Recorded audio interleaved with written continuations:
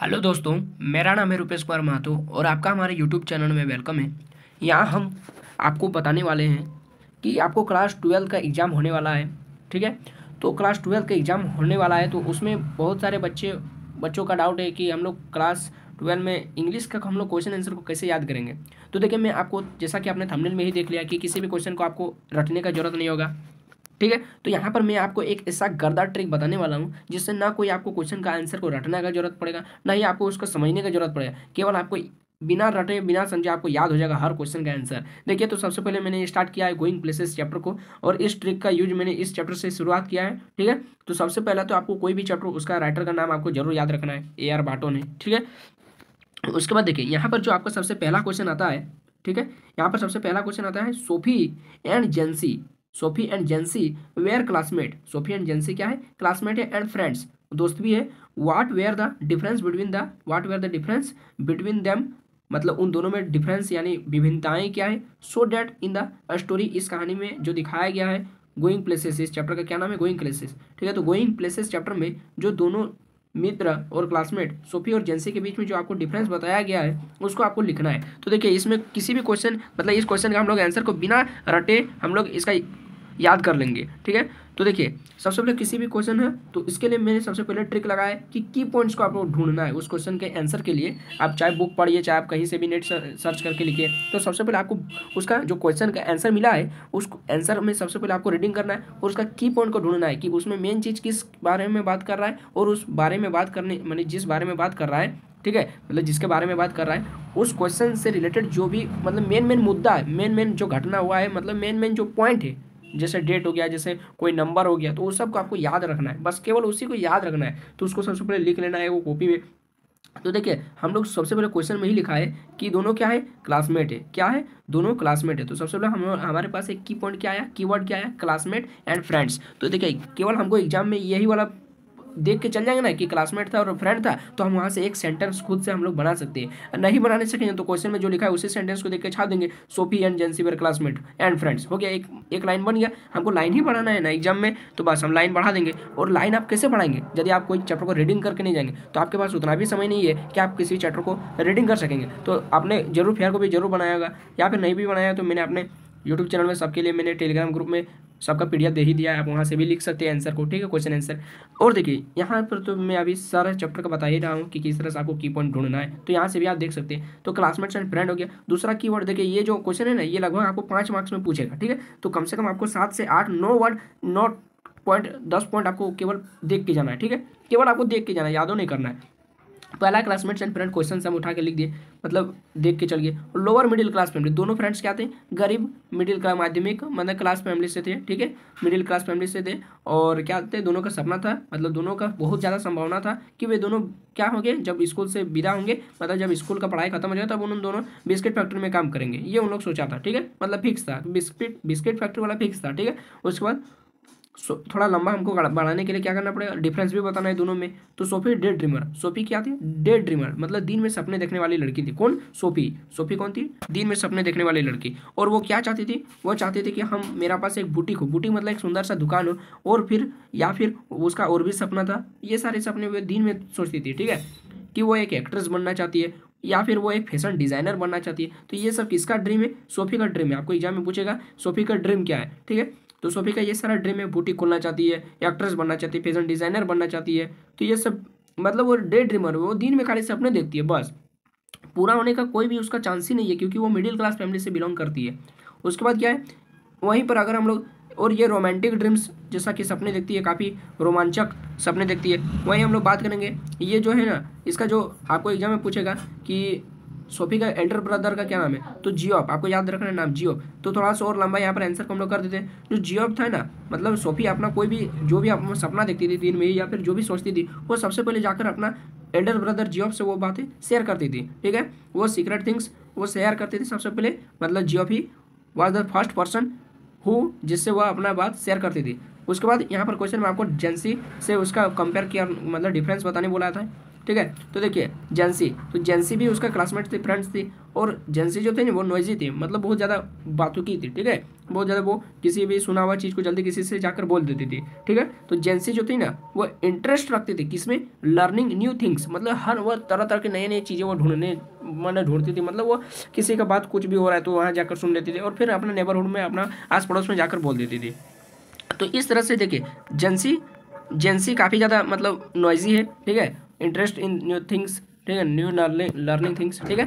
और जो सोफी है ना वो जल्दी से जाकर जेंसी को अपना बात नहीं बताती थी। जो भी ड्रे ड्रीमर थी सोफी, वो जो भी सपना देखी वो जाकर सोफी से नहीं बताती, क्योंकि सोफी जो थी ना वो जाकर अपने नेबरहुड में जाकर बोल देती थी, ठीक है, मतलब अपने आस पड़ोस में जाकर बोल देती थी। इसीलिए वो जो सोफी थी वो जाकर अपना एल्डर ब्रदर जियोब से सारा बात शेयर करती थी। तो इस तरह से दोनों में डिफरेंस हो गया, हम लोग बता दिए इस क्वेश्चन में जो पूछा था दोनों के बीच में डिफरेंस, तो डिफरेंस भी हम लोग यहाँ पर बता दिए, ठीक है। तो इस तरह से ये क्वेश्चन देखिए बिना कुछ याद किए बिना केवल आपको माइंड में याद रखना है, ठीक है, ये सारा कहानी आपको याद रखना है बस। ये सारा पॉइंट कम से कम आप देख लेंगे ना एग्जाम में, मैंने देख कर जाएंगे घर से, तो आपका ये क्वेश्चन कंप्लीट आपका लिखा जाएगा, ठीक है।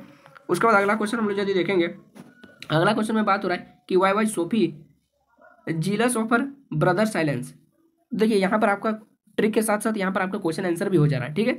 वाई सोफी जीलस, जेलिस का मतलब होता है वो जलती थी। सोफी क्यों जलती थी, ऑफर एल्डर ब्रदर साइलेंस, अपना बड़ा भाई जियोब के, उसका बड़ा भाई कौन था, जियोब, तो जियोब के चुप्पी से वो क्यों जलती थी, मतलब वो जो एल्डर ब्रदर था जियोब वो बहुत ज़्यादा चुप रहता था, शांत मिजाज का इंसान था, ठीक है, बहुत चुप रहता था। उसका चुप्पी से जो सोफी थे वो क्यों जलती थी, ठीक है। तो देखिए इसका आंसर सबसे पहले तो देखिए ये क्वेश्चन जो है ना, ये क्वेश्चन को ही आपको एक बार देख के एग्जाम में लिख देना कि सोफी, यहाँ से देखिए सोफी वाज जीलस, सोफी जलती थी ऑफर एल्डर ब्रदर, एक लाइन हो गया। तो आप देखिए क्या करना है, उसके बाद आपको देख के जाना है कि उसका ब्रदर से जलती थी, ठीक है, ब्रदर के चुप्पी से जलती थी।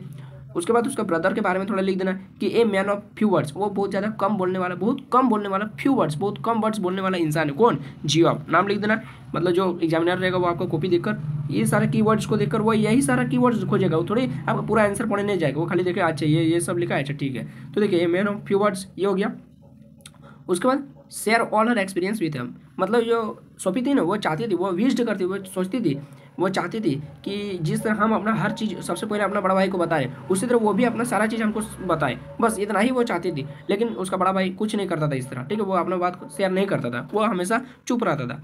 उसी तरह से ये हो गया जियोब फर्स्ट सीक्रेट, मतलब जियोब ही एक ऐसा फर्स्ट इंसान होता था जिससे सोफी जाकर अपना मतलब जो भी डे ड्रीमर, मतलब जो भी दिन में सपने देखे उसको जाकर अपना बड़ा भाई से सबसे पहले बताते थे। तो इस तरह से देखिए इस क्वेश्चन को भी हम लोग यहाँ पर कर लिया कि क्यों जल्दी थी, क्योंकि इस तरह से वो अपना सीक्रेट चीज़ बता रहा है, जाकर सोफी जाकर बता रही है जियोब को, लेकिन जियोब कुछ नहीं बता रहा है, मतलब वो चुप रह रहा है। तो चुप रहने से क्या होता है कि इंसान जो होता है बाहर की दुनिया से काफ़ी दूर चला जाता है, मैंने कनेक्ट नहीं हो पाता है, क्योंकि वो चुप रहता है, बात को ही शेयर नहीं करता है, ना किसी का बात जानने की कोशिश करता है, ठीक है। तो इस तरह से आपका एनसीईआरटी बुक में इस तरह से लिखा हुआ है कि चुप रहती जो जियोब रहता है वो चुप रहता है, तो चुप रहने से वो क्या एकांत में रहता है, एकांत में रहने से वो दुनिया, ये हो गया।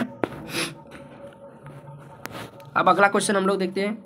अगला क्वेश्चन देखिए, अगला क्वेश्चन बोल रहा है कि why did Sophie like her brother Geoff more than any other person, मतलब जो सोफी थी वो अन्य व्यक्ति से ज़्यादा अपना बड़ा भाई जियोब को पसंद करती थी, तो इसका कारण आपको बताना है क्यों। तो देखिए इसका कारण आप इस तरह से कीवर्ड में याद रख सकते हैं। सबसे पहले तो आपको जो क्वेश्चन लिखा है ना उसी को एक लाइन लिख देना, ठीक है, ताकि एग्जामिनर क्या करता है ऊपर का एक लाइन देखता है, बीच में कीवर्ड ढूंढता है, हाँ लिखा है वो पॉइंट सब, और लास्ट का लाइन देखता है, बस टिक कर लेता है। देखिए उसी तरह से व्हाई डिड सोफी, तो सबसे पहले आपको एक लाइन क्वेश्चन को ही देखकर छाप देना है। तो आपको किस तरह से लिखना है कि Sophie was like her, Sophie liked, V2 लगा देना, ठीक है, डिड लगा इसे, तो Sophie liked her brother Geoff more than any other person because, why पूछा है इसीलिए, ठीक है, तो बिकॉज करके आपको यहाँ पर लिख देना है, क्योंकि जो ये था ना जियोब फैंटेसी, जियोब था ना वो ट्रस्ट करता था, जियोब ट्रस्टेड सोफीज फेसिस ए फैंटेसीज, मतलब सोफी का जो भी दिन का सपना होता था, जो भी कल्पनाएं होती थी उसको विश्वास करता था, एंड लॉन्ग चेरिश्ड ड्रीम्स, उसके लंबे सपनों को भी वो विश्वास कर लेता था, ठीक है। तो इसीलिए वो जियोब को ज़्यादा पसंद करती है ना कि अदर व्यक्ति को, क्योंकि बाकी लोग उसका बात को भरोसा नहीं करता था, केवल जियोब ही होता था जो कम से कम उसका बात को तो सुन तो रहा है। देखिए यहाँ पर वही लाइन लिखा है, ठीक है।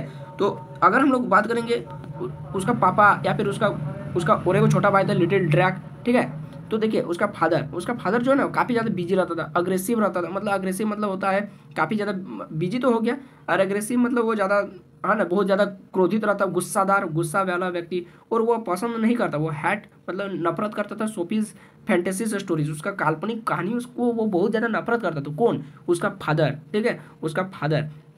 सोफी के पिता जो है वो उसकी कहानियों को विश्वास नहीं करते, उसको वह भी नफरत करते उसकी कहानी, बार बार ये कौन कौन कहानी बनाती रहती है, उसको मैंने बहुत ज़्यादा नफरत करते थे। ठीक है, लेकिन एक जीओपी है जो उसका हर बात को सुनता है, भले ठीक है विश्वास भी करता है बहुत ज़्यादा, ठीक है बहुत थोड़ा बहुत विश्वास भी करता है।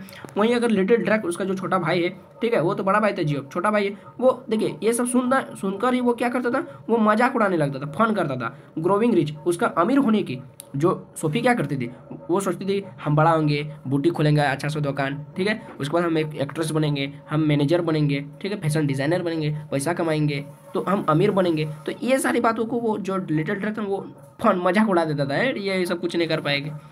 उसी तरह से देखिए जेंसी, अब जेंसी को क्यों नहीं बताते, क्योंकि जेंसी उस पर विश्वास नहीं करते, कांट ट्रस्टेड सीक्रेट, उसके सीक्रेट थिंग्स पर विश्वास नहीं करते थे। लेकिन जियो भी एक ऐसा माने शख्स था, एक ऐसा पर्सन था, only can trusted secret things, केवल उसके सीक्रेट थिंग्स को ट्रस्ट कर सकता था, विश्वास कर सकता था। तो इसलिए वो जियो को अन्य व्यक्ति की तुलना में, अदर पर्सन की तुलना में ज़्यादा पसंद करती है। तो इस क्वेश्चन का यहाँ पर आंसर हो जाता है। और लास्ट क्वेश्चन है हमारे पास कि what were the option that Sophie was dreaming, मतलब सोफी का सपने देखना के क्या क्या ऑप्शन था, मतलब क्या क्या वो सपना देखती थी। तो देखिए सबसे पहले इसी को अगर 3 मोस्ट इंपॉर्टेंट आपका जो एनसीईआरटी बुक में सपना बताया गया, पहला सपना कि वो एक बुटीक यानी सुंदर सा दुकान खोलना चाहती है। दूसरा सपना टू बिकम ए एक्ट्रेस, वह एक एक्ट्रेस अभिनेत्री बनना चाहती है, ठीक है, to become an fashion designer. और तीसरा क्या है कि वो एक फैशन डिज़ाइनर बनना चाहती है, मैनेजर भी, एक छुट्टी है मैनेजर भी बनना चाहती है, ठीक है वो मैनेजर के पद पर कार्य करना चाहती है। ठीक है, तो ये आपका हो गया इसका सपना। आप पूछा है उसी में एक और क्वेश्चन जुटा हुआ है, पूछ रहा है कि where was it most likely that the two girls, जिसका नाम क्या है Sophie and Jancy, would find work after the school, मतलब स्कूल छोड़ने के बाद वह कौन सा काम है जहाँ पर ज़्यादा संभावना है दोनों को जाने का या दोनों का काम करने का, वह कौन सा जगह है। तो इसका सीधा सीधा आपको आंसर क्या लिख देना है, इन द बुटीक फैक्ट्री, ठीक है इन द बिस्कुट, यहाँ पर गलत हो गया, ठीक है बुटीक नहीं लिखना है यहाँ पर, biscuit factory, in the biscuit, क्या लिखना है बिस्किट फैक्ट्री, मतलब बिस्किट फैक्ट्री में उन दोनों का स्कूल छोड़ने के बाद काम करने की ज़्यादा संभावना है। ठीक है, बिस्किट फैक्ट्री में ये फिक्स था, ये ऑलरेडी इन लोग का डिस्टिंग था, ठीक है ऑलरेडी फिक्स था इन लोग का नियत था। तो देखिए यहाँ पर इस तरह से देखिए बिना कोई, और आपको इस तरह से मजा भी आएगा हर क्वेश्चन को पढ़ने में, क्योंकि हमको ऊपर से देखने में ही हमको आंसर मिल जा रहा है, और क्या क्वेश्चन आंसर कौन उतना डूब के कौन पढ़ेगा। ठीक है, तो देखिए आई होप कि आपको ये वाला काफ़ी ज़्यादा वीडियो इंटरेस्टिंग लगा होगा और काफ़ी ज़्यादा मजा भी आया होगा। ठीक है, और राइटर का नाम हमेशा याद रखिएगा, राइटर का नाम, ठीक है इसको भूलिएगा नहीं, AR बाटोन गोइंग प्लेसेस का। ठीक है, तो बस ये वीडियो आपको कैसा लगा, आई होप कि आपको वीडियो अच्छा लगा होगा, और यदि वीडियो अच्छा लगा तो लाइक करें, अपने दोस्तों में शेयर करना ना भूलें, और हमारे चैनल पर अगर पहली बार आए और चैनल में अगर आपको आकर हमारे साथ पढ़कर मजा लगा तो आप चैनल को जरूर सब्सक्राइब कर लीजिए। तो बस अभी के लिए इतना ही, जय हिंद, वंदे मातरम।